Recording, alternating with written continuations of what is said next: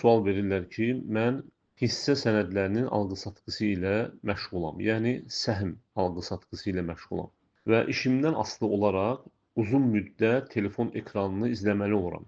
Və soruşurlar ki, məsciddə olarkən, namazı gözləyərkən və yaxud məscidin həyətində iftar vaxtı bu işlə məşğul ola bilərəmmi? Və həmçində əgər alqı-satqı eləsəm telefon vasitəsilə, bu məsciddə alış-veriş etmək sayılırmı?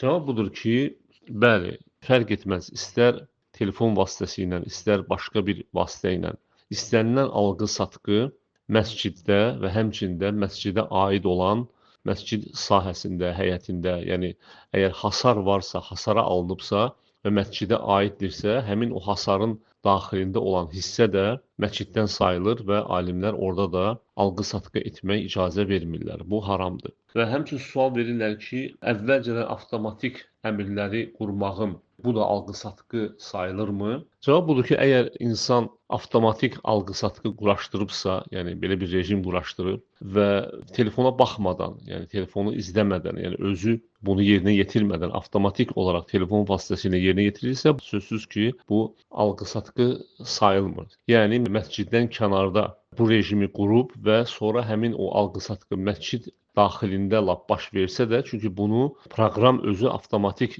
yerinə yetirib. Bu insan məsciddə olarkən bunu yerinə yetirməyib və ona görə də bu məsciddə alqı-satqı etmiş sayılmır. Ümumiyyətlə insan məsciddə olarkən ibadət, zikir və namazdan başqa bir işlərlə məşğul, yəni dünyəvi işlərlə məşğul olması qadağandır.